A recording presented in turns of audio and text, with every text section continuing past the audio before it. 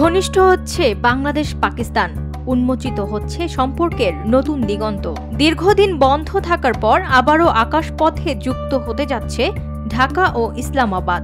চলতি বছরই চালু হচ্ছে ঢাকা থেকে ইসলামাবাদে সরাসরি ফ্লাইট। পাকিস্তানের বাণিজ্য মন্ত্রী জাম কামাল খান 22 আগস্ট চট্টগ্রামে এক অনুষ্ঠানে এ ঘোষণা দেন। বাণিজ্য মন্ত্রী জানিয়েছেন, চলতি বছরের মধ্যেই সরাসরি ফ্লাইট চালুর উদ্যোগ নিচ্ছে দুই দেশ। কিন্তু কেন বন্ধ হয়ে গিয়েছিল এ রুট?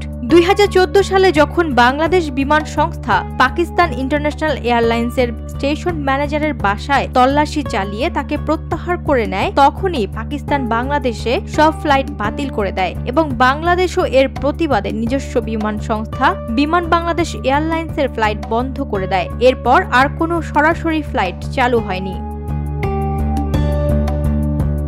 পাকিস্তানের বাণিজ্য মন্ত্রী বলেন, পাকিস্তানি ব্যবসায়ীদের মধ্যে বাংলাদেশের সঙ্গে কাজ করার প্রবল আগ্রহ, তবে বিমান সংযোগ না থাকলে এটি এগিয়ে নেওয়া সম্ভব নয়। তাই এ বছরের শেষ নাগাদ পাকিস্তান থেকে বাংলাদেশে এবং বাংলাদেশ থেকে পাকিস্তানে সরাসরি ফ্লাইট চালুর জন্য সর্বোচ্চ চেষ্টা করা হবে। এদিকে চেম্বার প্রশাসক মোহাম্মদ আনোয়ার পাশা বলেন, দুই দেশের মধ্যে উল্লেখযোগ্য বাণিজ্য সম্পর্ক থাকলেও পাকিস্তান থেকে $700 মিলিয়ন অধিক আমদানির বিপরীতে বাংলাদেশ থেকে রপ্তানি মাত্র $58 মিলিয়ন। তবে সাফটা এবং D8PTA কার্যকর করার পাশাপাশি উভয় দেশের মধ্যে নন ট্যারিফ বাধাসমূহ হ্রাস করা, B2B সংযোগ উৎসাহিত করার মাধ্যমে বাণিজ্য বৃদ্ধি ও বিনিয়োগ আকর্ষণ সম্ভব।